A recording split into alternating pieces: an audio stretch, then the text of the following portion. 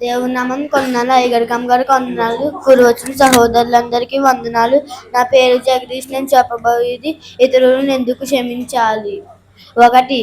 నీ హృదయం నీ దేవుని ఎదుట దోషారోపణ చేయనట్టు క్షమించవలెను.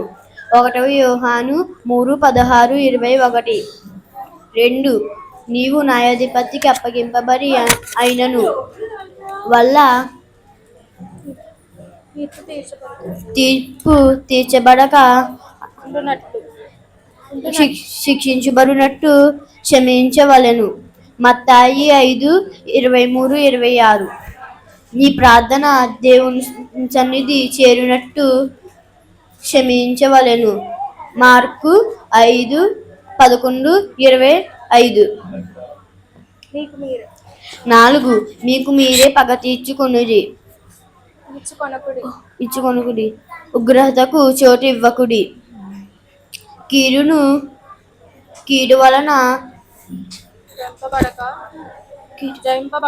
జయింపబడక మేలు చేత కీడును జయింపుడి. రోమా 12:19-21. 5.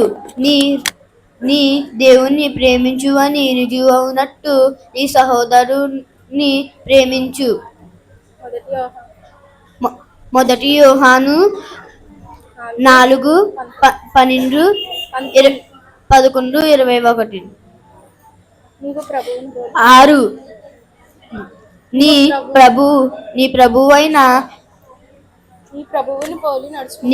నీ ప్రభువుని పోలి నడుచుకున్నట్టు క్షమించవలెను.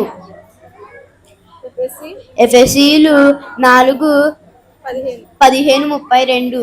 అనేక ఆత్మలు రక్షించబడినట్టు క్షమాపణ